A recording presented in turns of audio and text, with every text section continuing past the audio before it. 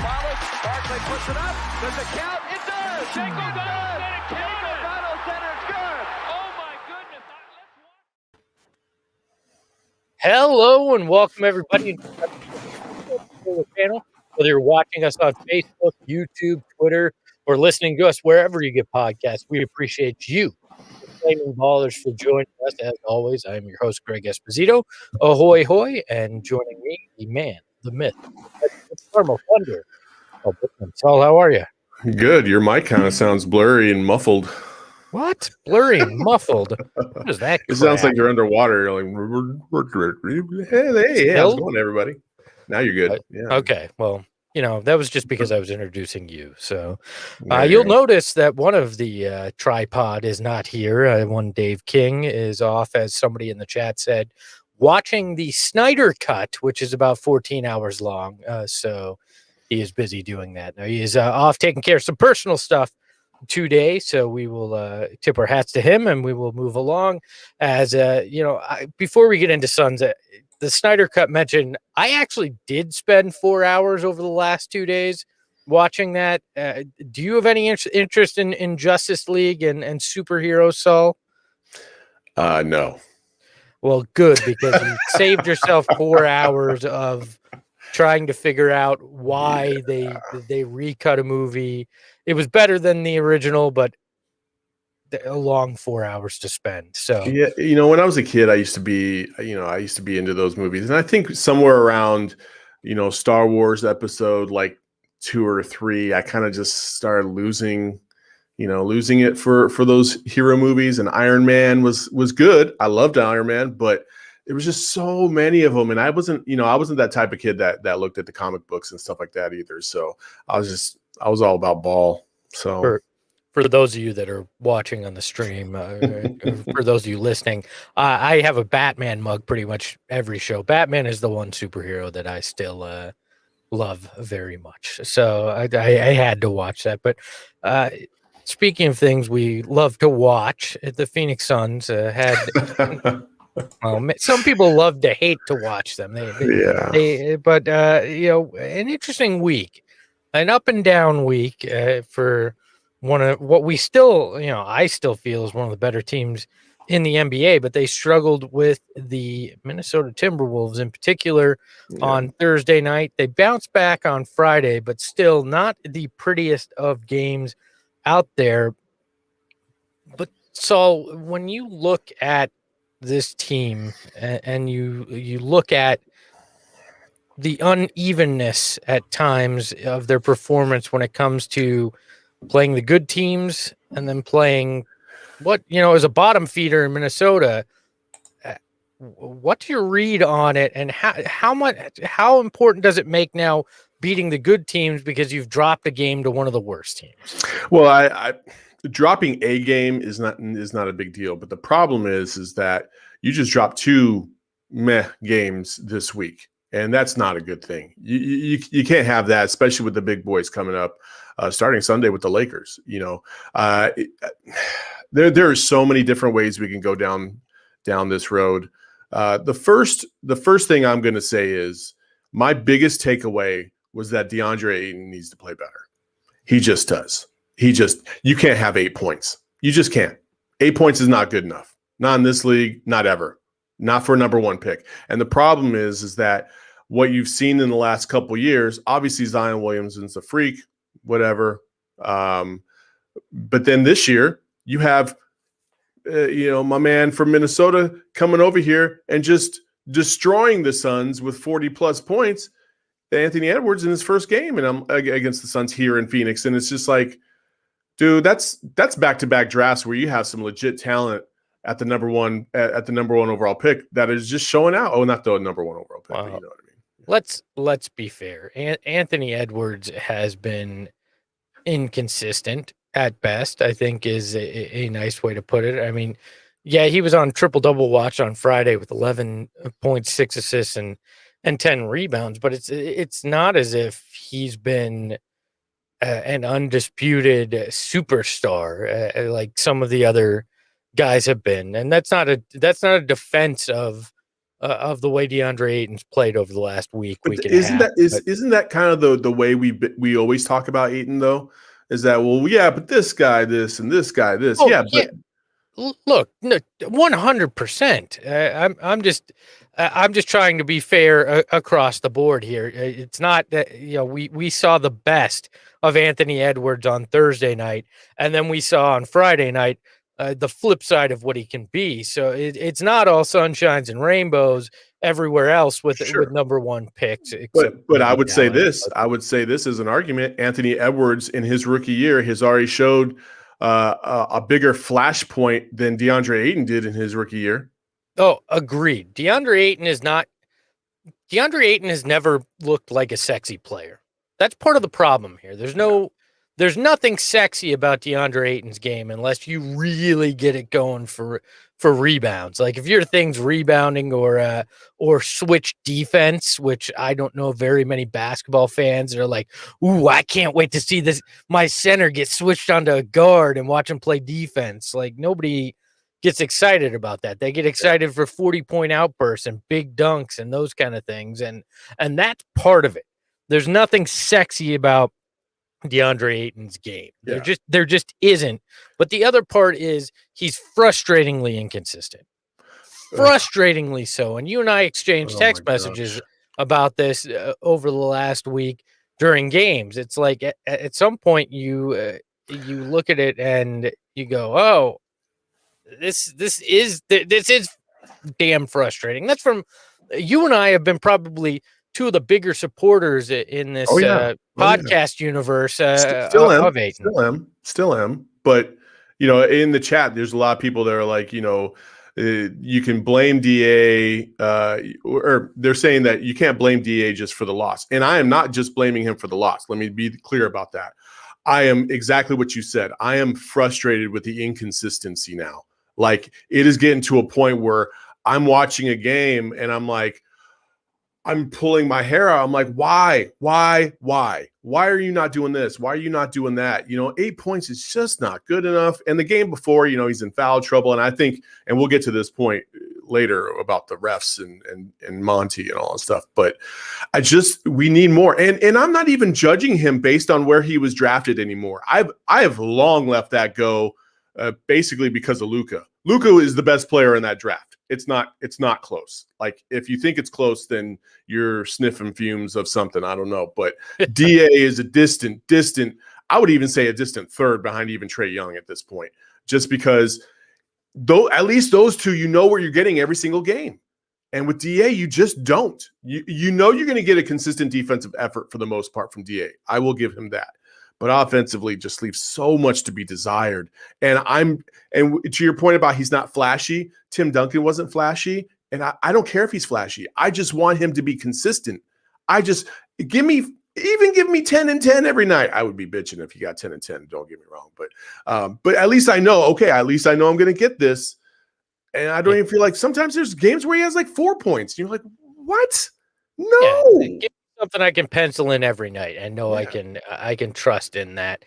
You're right. One thing that I'm getting sick of too is the excuse of, well, he can't find a rhythm because of the foul. No, I don't care if you got fouls. Go out there and play your game. Like the stars don't shrink when they're in foul trouble. They find a way to play their game regardless of the foul trouble. And you know what? I'd rather have DeAndre Ayton foul out because he's being aggressive and playing his game than shrink when he gets his third or fourth foul and be useless. He can't get in his rhythm. No, he should be able to still figure that out. And if he fouls out, he fouls out because he's been a non-factor when he gets in foul trouble anyways. So what difference does it make? Keep trying to get him to score and make those moves. Don't just simply basically disappear because of it. There's no point in that. That drives me nuts, and people making excuses for that. In the very first matchup against the T-Wolves, he had 25 and 10 against Cat. He matched Cat point for point and took less shots to do it. Like I thought he outplayed Cat in that game. These last two, definitely not the case. I definitely think Cat took advantage of the whole team. Like, let's be real. Like, they did a lot of switching. So when somebody in the chat said, Cat dropped 40 on Ayton, that's not even close to right. Not even a little bit. No, I think it was like 13 points was actually what came with Ayton guarding him. It's an oversimplification when you just go, well, look, their big man did this, and it's our big man's fault. That's a vast oversimplification and not really what happened in these games. But I feel like this becomes a continual talking point on this show, simply because we have yet to see the consistency. And I get it. Somebody in the chat mentioning that, they want this, they want Deandre to be more the Rudy Gobert type, the defensive minded. And I understand, and we've talked about that and they're asking that, but that doesn't mean that they don't need him consistent offensively. Because if he's a complete non-factor offensively, it puts more onus on that bench. Like you saw on Friday night, the bench, had to play extremely well. You had to have Abdel Nader and Langston Galloway and all these guys come in and carry a larger portion of that load, because you're not getting the consistency offensively. Yes, they want him to be the defensive anchor, but that does not mean they want him to completely forget about the offensive end or be a non-factor on that side. Yeah, I totally agree. We could go on and on and on about DA. It's just so frustrating. I can't remember the last athlete that I watched that I was that frustrated by. Most of the people that I watch like that, I do not like watching them play, period. I like DA. I like watching him play. And when he's getting going, it's fun to watch, because he's into the game, he's excited, whatever. But I feel like there's a part of DA that's been lost in the last 3 seasons. It's not the same DA that I saw at U of A, that's for sure. This kid played with a lot of emotion and he was hyped. And right now, I feel like that's a subdued version of what we saw at the U of A. And I don't know what we can attribute to that. Yeah, people are going to say, yeah, he's young. Yeah, sure. So is Luka Doncic. He's young too. Who cares? But Luka's been playing professionally forever, right? So he's not young in basketball years, whereas DeAndre Ayton, to a degree is. And so it's just, we need to see more from DA. And the reason why there's such a sense of urgency right now about DA is because if you don't make a big trade, well, then DA is the missing link.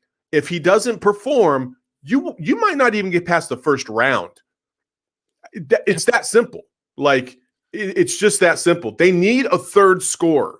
They need somebody that can draw a double team. And DA does. I'm kind of surprised by this a little bit. He does draw double teams for whatever reason. Sometimes I feel like it's more of the hype around DA and the size and the physicality that he has, that teams are like, we have to double him. Because he hasn't really shown so much that he's a dominant one-on-one player. Yeah. You bring up athletes that are frustrating. This is going to be unpopular, but I actually think Kyler Murray's had more success, but I find Kyler Murray almost as frustrating as DA at times, because you do know the immense amount of talent and some of the things that are done. You go, why is this not clicking? And I think it is that a lot of that expectation of being a top pick and expecting them to have a major impact on a franchise right away. I think that is a big part of that. Talking about the big man position, again, Friday night watching that game, I found myself thinking this team is still missing something. Yeah. Is that a feeling that you agree with? Because I know some people are adamant, no, this team doesn't need to make a move. Chemistry. But there's this last week, there's been multiple times there's just something missing. 1,000%. And maybe they just had a bad week. Okay, I'll chalk it up to that. They've looked good in other games, but let's be real. There's been several games that they have won against good teams where the good teams were missing players, key players. You go up to Portland and they were missing McCollum. You go to the Lakers, they were missing AD. They took advantage of that, which they should. They're a good team and they should take advantage of teams that are missing their key players. But Man, watching this, the way everything unfolded on Thursday night, I just felt like, oh man, this team is missing that one other piece. It needs that one other piece. I don't know how you're going to get it. I don't know if that means you're going to try and trade, Crowder. I don't know if that means you're going to try and trade, one of your future draft picks. I mean, they don't have very much draft capital, so it's just you need that third piece. I don't know how you're going to get it. Larry Markkinen's a guy that I've been pounding the pavement for this entire time because I just feel like he's going to give you enough consistency from the perimeter as a big to make a difference.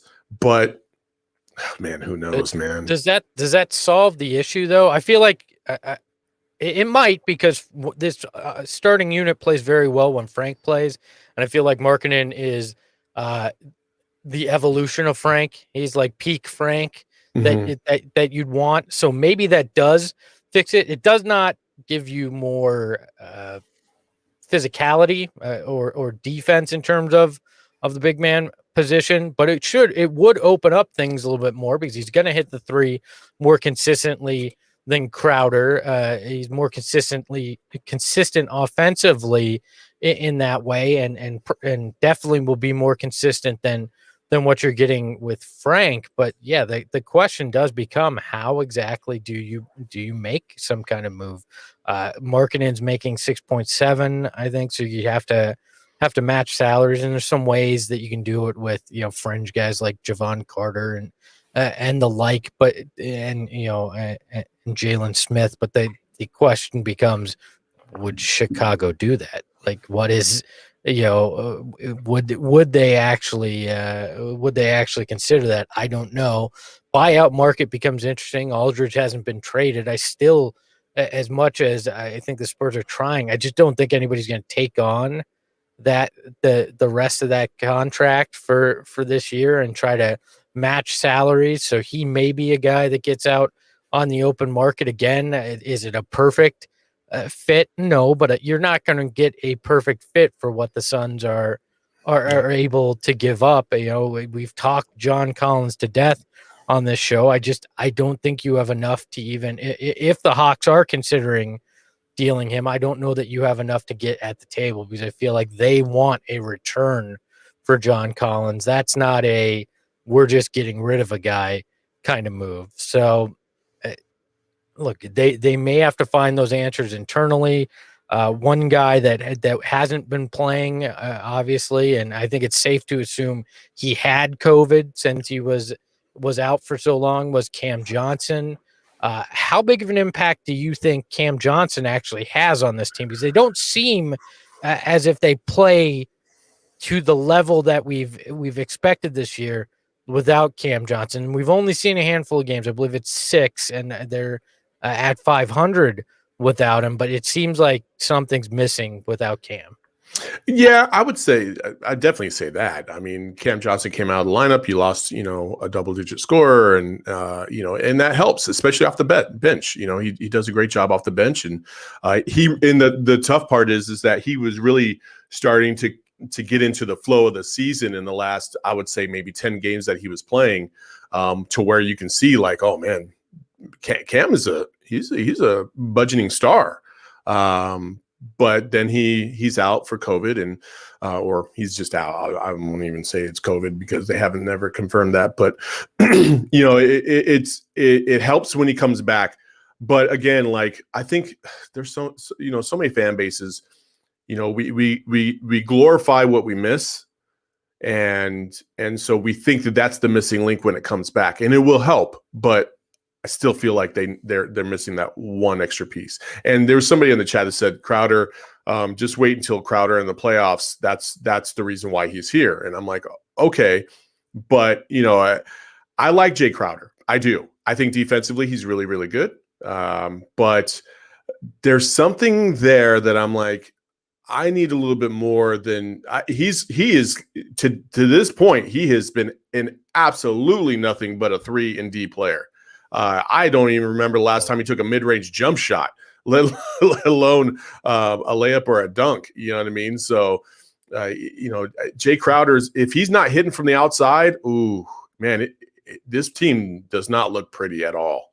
Yeah, I mean, there's been times where he's just simply D, and that's not what you hired, signed him for. I mean, he is shooting 38% from 3-point land, but to your point, he's shooting 39% overall, which shows you most of his shots have been 3-pointers this year, and it just seems he's another guy inconsistent, which is frustrating. And for some reason, when they've gone back to the lineup with him starting, they just don't look as energetic, as crisp offensively. And it's so weird because it's not as if Frank Kaminsky plays a huge amount of minutes even when he starts, but they just look different at the beginning of games when he starts over Jay Crowder. And I don't like well, just wait till the playoffs, because if I haven't seen it in the regular season, I don't know that I can trust it in the playoffs. And there's such a slim margin for error with this team. They can be one of the best, or they could be a first round exit, and it's just a very slim difference between that. And I don't know that I feel comfortable just going, well, wait for Jay Crowder in the playoffs, because if this Jay Crowder shows up, it's not going to be enough for you. Yeah. Just that simple. I'm going to try and say this and I'm going to screw it all up. Kumbamba, pretty boy in Portuguese, says, I really think you are jumping the gun because we are playing winning basketball, and we are playing basketball. Winning basketball is all caps. I can't believe you. That should tell you how scary we can be. So chill. I mean, there's a degree to that, which I would agree with. Obviously we don't come on here on a Saturday morning and not talk about maybe some of the things that could be wrong. And I'm sorry, taking a 1 out of 2 from the Minnesota Timberwolves, the worst basketball team in the league, just doesn't do it for me. So yeah, there's a reason to panic. There's a reason to have this kind of these thought processes. So Jay Crowder, go ahead. Well, I was just going to say, especially when you had the opportunity to close the gap between you and the Jazz, to make up some ground with other people losing. These are the kind of games you have to win to keep yourself in that top 4 in the West, because you're going to have to now stack up wins against good teams too, where if you take 2 against Minnesota, it makes it a little easier to lose one against a really good team, because you've got that padding. Like, these are the things that, look, am I happy with where the Suns are? Hell yes. I mean, when you consider where we've been over the last decade, yes, I'm enjoying these games. I'm excited to have winning basketball back. But the thing is, how good that start was in the first half came with expectations, because now the Suns are expected to be one of the better teams in the Western Conference. And now they sit in 3rd rather than 2nd because of the loss against the Timberwolves. It cost them that 2nd seed. But look, that's what it comes down to, is my mindset changed from, I just want this team to be good and make it in the playoffs, to, I think this team has the potential to make a Western Conference final run, potentially get to the finals, maybe shock the world. And that's where my mindset is now. I don't want to fall into the loser mindset, which a lot of people have, is that, they were okay with mediocrity. Well, not okay with mediocrity. They were frustrated with losing. And now that they're okay, it's like, okay, well, that's satisfying. Well, no, I've been a fan long enough that I don't just want good. I eventually want championship, and we understand how slim those windows are. And if the windows open even a crack right now, I want to see him go for it. Yeah, I totally agree. This is why James Jones gets paid right here. What he's going to do in the next 2 weeks, or really the next week, is going to determine whether or not this Suns team is going for it and has a chance to win a championship, or we're just going to wait and see how this whole thing plays out. And there's a lot of money on the line. Let's be real. There's a lot of money on the line. When we get to the playoffs, it's much easier to say, well, maybe we won't give DA a max contract if, my guy's bringing in 8 and 5 every night. You know what I mean? Like that ain't gonna happen. You don't pay a max deal to somebody that's barely getting you a couple points in the playoffs. So Mikal Bridges, same thing. Like how he plays in the playoffs is going to solidify, because I think he's getting close to a point where 22 million a year is a legit possibility, if not more. And if he comes through in the playoffs and plays even better, it's just that dollar amount just keeps going up and up and up for Mikal Bridges. Mikal, to me right now, and this, I don't know if this is a hot take or what, but to me right now, Mikal Bridges has earned himself a lucrative contract over DA. He has. That's not a hot. I mean, that's not a hot take. Well, I think some that's people. I mean, that says something. This guy was the number 10 overall pick instead of the number 1 overall pick, and we're talking about how far he has surpassed. Now, maybe it's because the expectations were far lower for Mikal Bridges than they were for DA, but still, like performance on the court, he's playing very, very, very well. Ironically, I mean, he's best defensively. He has flashes offensively, but still isn't consistent. Who does it sound like? If I just told you that without the name, yeah, exactly. You go, well, you're DA. probably talking about DA. But the thing is, I think you see the growth with Mikal Bridges. Like it's not 2 steps forward, 1 step back. Like you see a consistent growth with Mikal. This year, it's not just sitting outside the 3-point line. He's cutting to the rim. He's doing things that are making it look like maybe he's not just a guy that you have to run a play for him to get offense. He may be able to make his own shot, create his own shot. I think that's the difference here. And I agree. I'd invest long-term in Mikal Bridges being a very important part of this future over DA right now. Do you think Mikal is a max player? Would you pay him 5 years, 150 plus 158, I think, million for his services? His first contract, I don't think he'll be max. I think the second he'll get there. I think he'll be close. I think he'll be in that 20 range, probably that 18 to 20 range in the first. But I think eventually he'll work his way into that max range. But I don't think he's Sean Marion yet. I think that still does a disservice to the Matrix when you say that, but I can see a path where he becomes that guy. He becomes the 3rd most important player on your team, arguably the 2nd on some nights, but still doesn't get paid the way he should just because of the way it plays out. Just because you're going to have to pay your two big stars, your big offensive guys more. He actually reminds me, I know a lot of people like to say Sean Marion just because of the Phoenix bias, but he actually reminds me a little bit more of Scottie Pippen, to be honest with you. I can see that. Especially in the early 90s when Scottie was playing with the Bulls, and he wasn't necessarily like the other go-to scorer because they had John Paxson, they had, Cartwright down low and a bunch of other assets. So Pippen just played his role and was one of the best versatile defensive players in the league. And that's what I see in Mikal Bridges. I see him as the ultimate role player. He can score. He can shoot from the outside. He D's anybody up. And I love Mikal Bridges. I really do.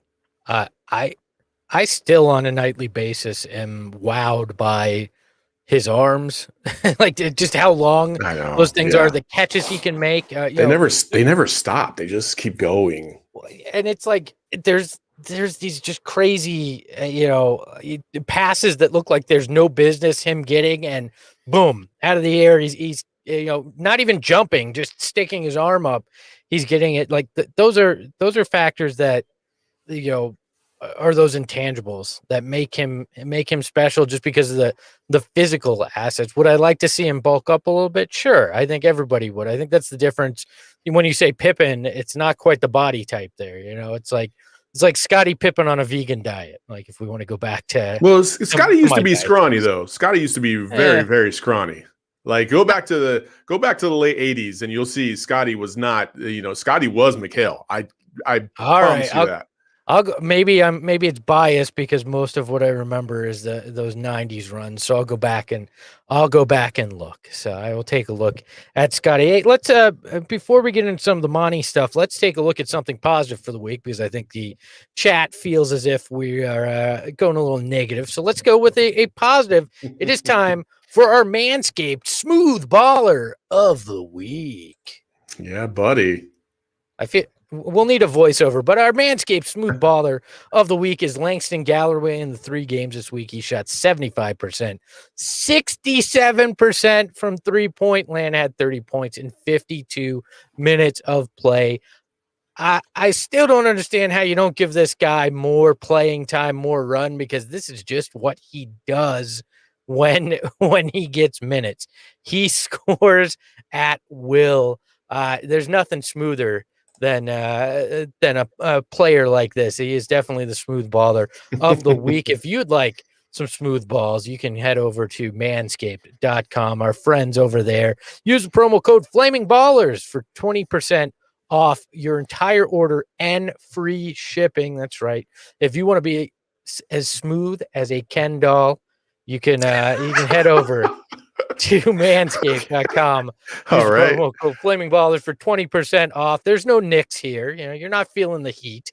You can be a trailblazer by going over there and getting their one of their fantastic products. My favorite, the Performance Package, because when you want to perform well, you got to have smooth balls, and that's what Manscaped is going to help you with. And one of the cool things in that package is you get some free boxers, and they No sent pun us intended. a pair of they sent us a pair of those, and they're much like the Flaming Ballers. They support us in amazing ways. I got to tell you that much. This is not. You're just using all the puns right now. Go ahead, keep going, man. Keep That's going. what this is for. Like, look, hey, this isn't like sticking some scissors down there near the bad boys, right? You don't you don't want to be doing that. This is like this is like using the Cadillac of equipment down there. It is. It is. Like I'm just gonna full disclosure. I've used many different products, and this is by far the best. It has a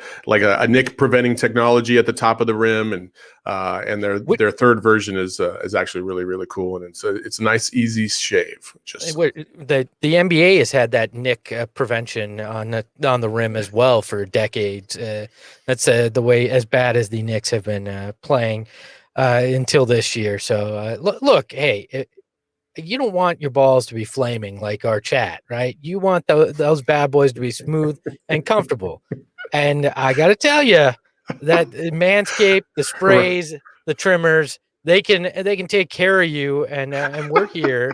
Ryan G. Ryan G. in the chat says, it sounds like you guys have a damn jungle. I am Italian, so take that as you will. If you want your boys to look like you've got Adam Silver upside down in your underwear, use Manscaped. All right, that's what you got to do. That's not the way to sell this there, Espo. Use the code FlamingBallers at manscaped.com. Get 20% off your entire order plus free shipping. And as always, I want you to know, I am willing to open the prize closet for you, the Flaming Ballers. If you take this offer, you send me proof of purchase via Twitter or elsewhere. I don't know. You can fax it to me for all I care. I will open the prize closet. I have plenty of autographed merchandise, some cool things for my time with the team, and I'm willing to share some of that with anybody that takes this offer. Just so we all know, okay. Every now and then you're out there and you're doing your business, you're shopping with the wifey or whatever. You come back home and, maybe you're just not as fresh as you were when you first took a shower in the morning. They got this spray that kind of refreshes your whole thing. It's phenomenal. So I'm just going to throw that all out there. Yeah. If you want to be as smooth as Chris Paul in the mid-range, head over to Manscaped, use our promo code. We appreciate you. No, Buck Dog, I do not need photographic proof of purchase after you buy Manscaped. Just show me the receipt or something, all right? Just a receipt, not anything else. Please do not slide into my DMs with anything else. other than a receipt. Yeah, That is, let's make there's been that a very clear. there's been a lot of DM issues in the athletic world this week, and we don't need any more. So let's stay away from all that stuff. Yeah, so don't, no matter how smooth you are, do not slide into my DMs. Thank you very much. Let's talk about something that wasn't exactly smooth on Friday night. It was the refereeing, and one Monty Williams. Monty said after the game he had never been been thrown out of a game, had never been ejected. Well, he got his money's worth when he got run on Friday night, and I actually liked to see it, because when you see somebody like Monty Williams go to that, right? When you go to that level, when you're that frustrated and everybody's like, whoa, Monty Williams is one of the nicest guys in the world. How do you throw him out? What did he have to say, or how bad are the refs? He got his point across with that. And I love that is the fact that when a coach like Monty Williams goes nuclear, that sends a message to his team that I got your back. I understand how bad this refereeing is, but you need to get your head in this game. And after he got tossed, they went on a 21-12 run. It was kind of a turning point where, they had a few ups and downs, but that was where it kind of felt like the Suns were going to win the game on Friday night. How bad were the refs, and how surprised were you that Monty got tossed? I think this was long overdue. And the fact that Monty hasn't got, I'm going the opposite way again on this one. Like, I love Monty. I think he's a great coach, but this should have happened like when Devin Booker got ejected. Because it's just, the Suns have been getting railroaded by the refs. They just absolutely have. And I don't know if it's a combination of, bitching and complaining for every single call, like Devin, come on, be real. Devin complains just about every single call. But there's a lot of other, LeBron does the same thing too. You know what I mean? But I think the way that they argue and complain is a little different. And I just feel like Monty should have stepped up a long time ago, because as a player, if you know your coach has your back, you don't feel the need to constantly have to defend yourself all the time. But if coach is quiet over there, he doesn't say too much, or he's like, just stay in the game, Devin, just stay in the game, or whoever, you naturally just want to defend yourself and be like, well, shit, I feel like I'm on this island all by myself, so I'm going to do it. I'm going to yell at the ref and be like, hey, you missed that call, or you did this, or you did that, or whatever, because we're getting hosed. These same calls at the other end that you're calling for Minnesota, the worst team in the NBA, but down here on this end, you got an all-star that's going to the bucket getting just manhandled, no call. It's BS. Absolutely BS. And so you have to stand up for yourself. Monty did that. Maybe that's going to calm everybody else down a little bit, like, hey, don't worry, guys. I got your back. I will defend you. Just stay in the game and worry about what you can control. That's like 3 square jars, by the way. I certainly believe that the Suns are being hosed in different area codes this season. Doesn't matter whether they're playing at home or on the road. Thanks, the Lewis. refs. You're welcome. The refs seemed to have no respect for this team, which is weird to me, because I thought when you landed Chris Paul, that would change. Chris Paul has always seemed like the guy that knew the rules so well, could find ways, and wound up winning over the refs over time, right? And it just, that hasn't even come to fruition. Even one of the greatest point guards of all time isn't getting the respect. And you're probably right. Monty probably should have done this earlier, but it's so out of his nature that I'm just glad he did it at all, because it's surprising to me at all that he did it. I didn't think we'd get here. Sure. Because to your point, we've seen Devin get tossed, and usually when a coach does this is when his star gets that first technical, the coach steps in and takes the next, right, to protect his guy, to make sure his guy doesn't get thrown out. And so it's just weird to me. A Buck Dog in the chat says, is it the Sarver factor? I don't know. Do refs really hate owners that No, much. I don't think so. I can understand other owners being frustrated, the league, but I don't see refs going, well, this is Robert Sarver's team. Time to screw them every time we see them. Like I don't see refs actually thinking through that, you know? Yeah, I that's a new one for me, Buck Dog. You caught me off guard with that one. The Sarver factor, I can't recall. There's not very many owners in the league that sit courtside anymore. Sarver's one of the few, but I don't know. I guess he sounds just like a fan to me. Like, first of all, if you're a referee, okay, and you're listening to the crowd, you've already lost, dog. You've already lost. Like, yeah, I've refereed in college. I've refereed in high school. Like, the minute the fans know that you're listening to them, you're totally effed. Like, it's not going to be good. So if you're listening to Robert Sarver next to Larry Fitzgerald in the first row, yeah, we got bigger problems than just the owner.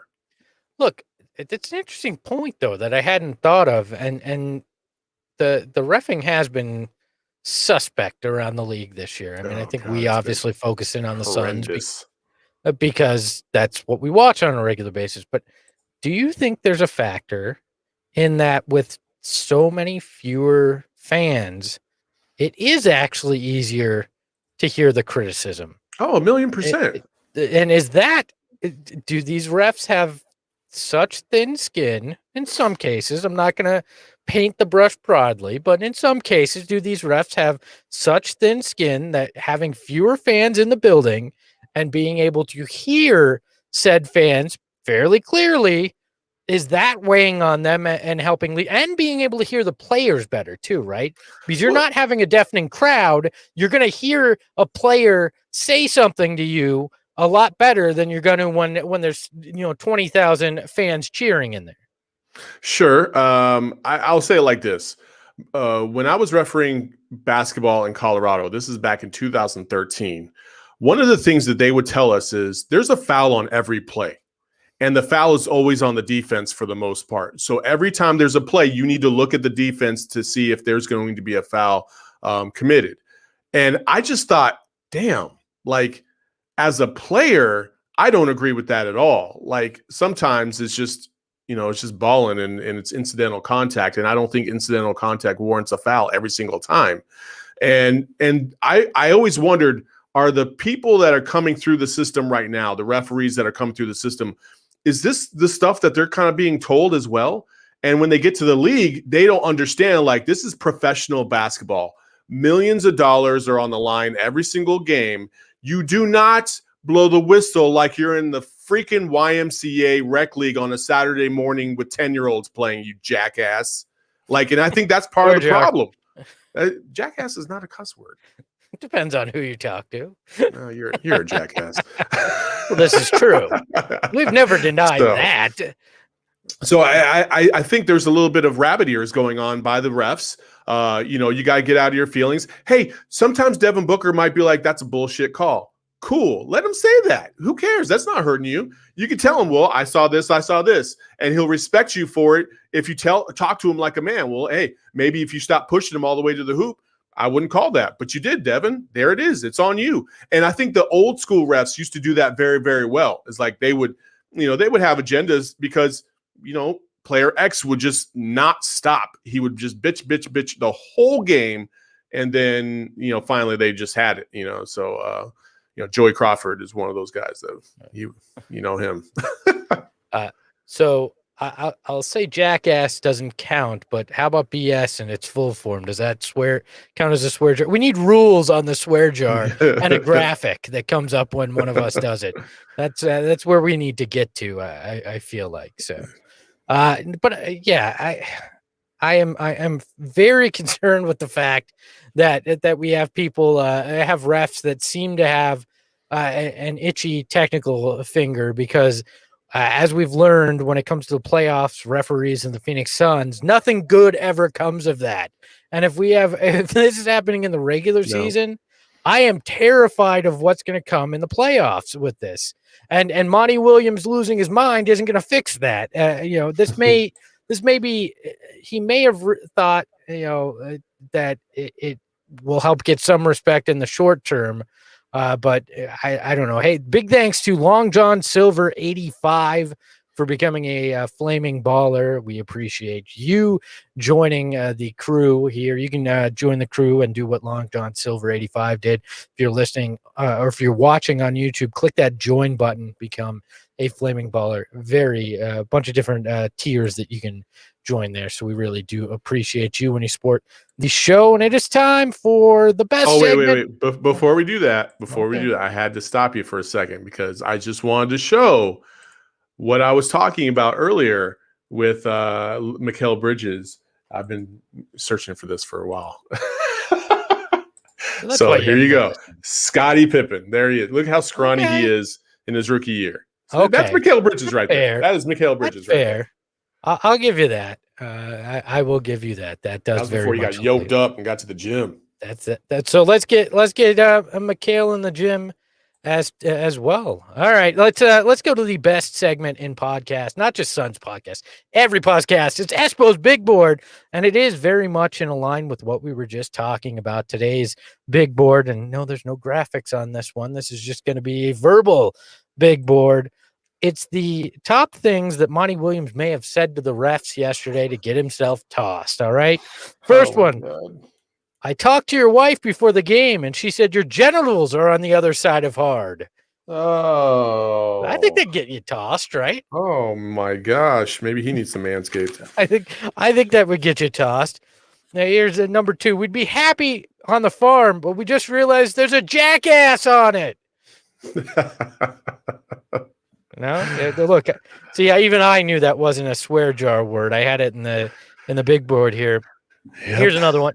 Hey, can you help me out? I really want to go check my bracket. I know we've all been, it's March Madness, and Monty may have just wanted to see how he was doing in the bracket pool. So he asked to get run, right? And then the final one, my guys really hate losing, but they hate you even more right now. Those are the top reasons Monty Williams may have gotten run. I just don't see Monty Williams saying anything too egregious. I feel like they'd all be kind of like those sayings that he has and semi nice, but the ref just got kind of pissed off. Suns dog 24 immediately. I miss Dave. It's good to know that Dave's burner account is Suns dog 24.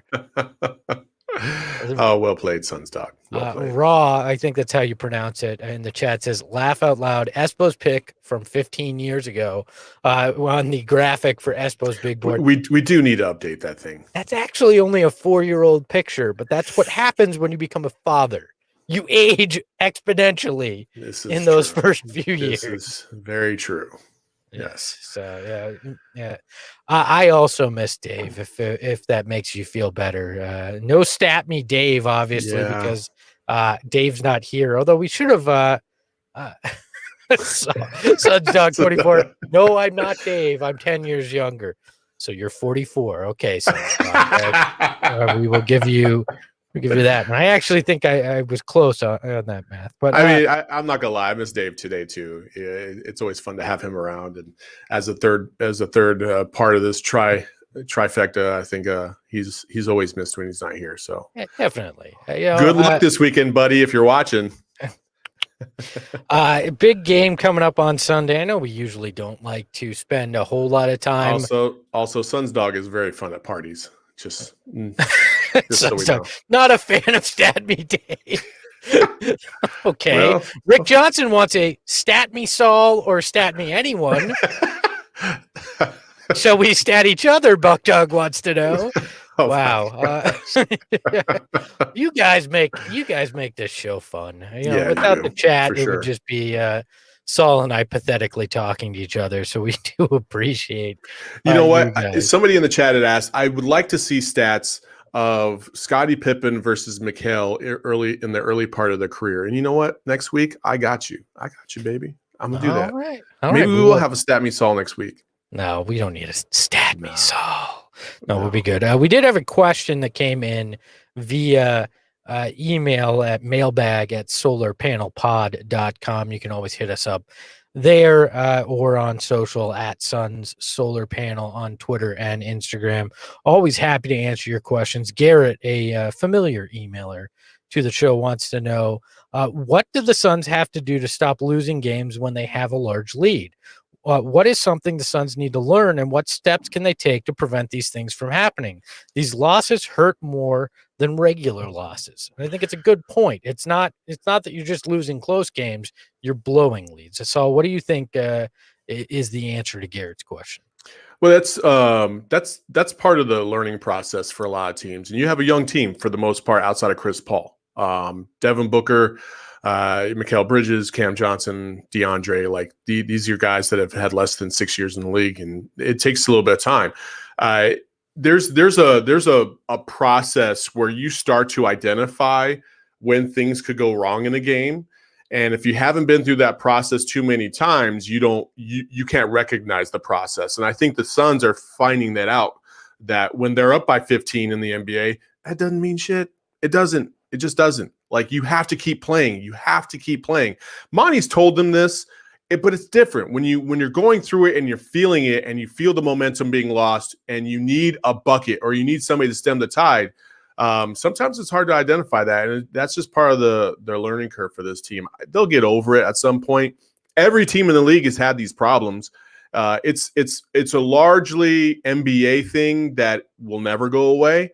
It's not like they were up by 30 and blew the lead, but we've seen something close to that this year. And once you identify that and you move on, and you start to learn more about yourself, and you find out who the players are that you can depend on, who can get you a bucket no matter what. Because sometimes the guys that you depend on, like Devin Booker against the Nets, maybe they're not there, so you got to find other solutions. Deandre, and that's why those exterior pieces are so important to the long-term prospects of this team. Well, you're right. Runs are a big part of today's NBA, and no lead seems safe in most situations, right? You're going to see an ebb and flow in that lead, but the thing here is the Suns need to learn how to stem that tide. You have a 15-point lead. Okay, it gets down to 8, but when you let it get down to 5, 3, or below the lead overall, that's when it's problematic. And some of this is coaching. A well-placed timeout can help in certain situations to stop a team's momentum. Defensively, lately, at least since after the All-Star break, it seems like the Suns have suffered from some lapses defensively, which I think could be mental. Oh, go ahead. Sorry. I just think that can be mental, that you're not fully locked in as well. Yeah, Rao in the chat. I don't know if this is his attempt at shade, but says Saul, Suns have the 6th oldest roster in the NBA. When you add in Jay Crowder and Chris Paul, that's automatically going to age you a decade. And then in the core pieces of this Suns team, and the core pieces would be D.A., Booker, Mikal Bridges, and Cam Johnson. Those 4 are not old, and they're by any stretch of the imagination, all because you have a bunch of guys on the bench that have been in the league for quite a while, with Langston Galloway and Nader and Kaminsky. Like, that doesn't mean anything. The irony is Kaminsky was drafted the same draft as Booker. That's true. It just seems like he's older, it just, it just feels like that. I think it's, inexperience at some point can only be a crutch for so long. At some point they need to, it needs to click. Right. And I think that sometime is here in this back half of the season.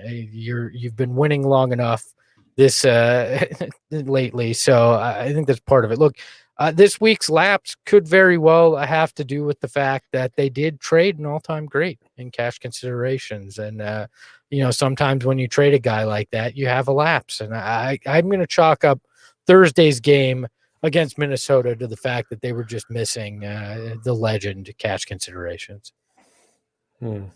Well, so yeah. Nothing to add to a bad joke. Well, that's all right. Well, cash considerations is that was a sad moment.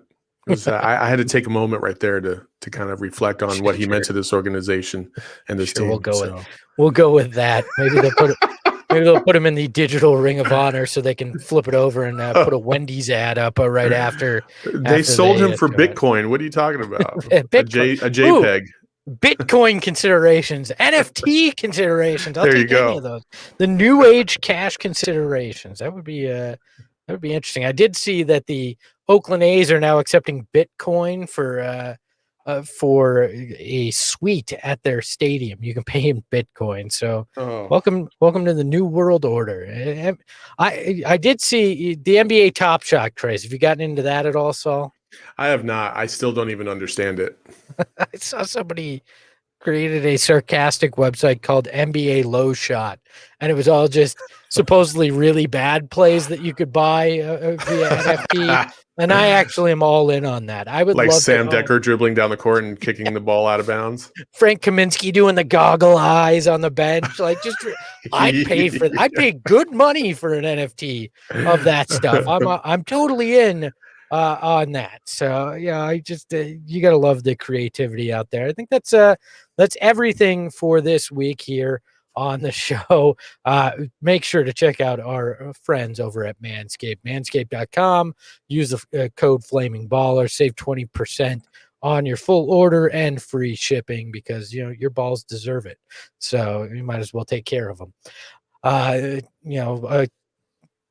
I don't know where else to go. I have so much love for the bad puns when it comes to Manscaped. So I think it's just time to land. I think you used up the entire allotment in the last segment. So are you kidding? I will have a whole new list of them for next week's show, and we will continue to the midweek stimmy, the audio edition, when we do our Flaming Baller mail sack. I will have plenty of new ones for you. So I'm just going to make an executive decision, say we're going to do that midweek stimmy on Thursday, just in case they make any trades. So Thursday, midweek stimmy, one of us will, it'll be a trade deadline special. How about that? Which, and maybe we'll go live. Yeah, but maybe if they make a big trade, we will. Just don't tell my bosses at my day job. But if they make a big trade, sure, we'll go live. Why not? Well, how about I'll go live and you guys can watch? I work from home. So I will do the Sun's dog. Manscaped commercials should only last 10 seconds. If you're only lasting 10 seconds, call your physician, is what I have to say. And on that note, I appreciate all you, the Flaming Ballers in the chat. If you want to follow us, you can follow Saul at Saul_Bookman. The underscore is there because the Saul is very ashamed that the Bookman enjoys my Manscaped jokes. I am at Espo on Twitter. You can follow the show on Twitter and on Instagram at Sun Solar Panel. You can email us mailbag at solarpanelpod.com. For Dave, who is not here this week, and Saul, I'm Greg Esposito. We'll talk to you next time here on the Sun Solar Panel. Ahoy, hoy. Barkley, 20-footer, yes, for the tie. Warhurst turnaround shot in the air. It's good. Flash, what? Finds the Barkley puts it up. There's a count. It does. Shake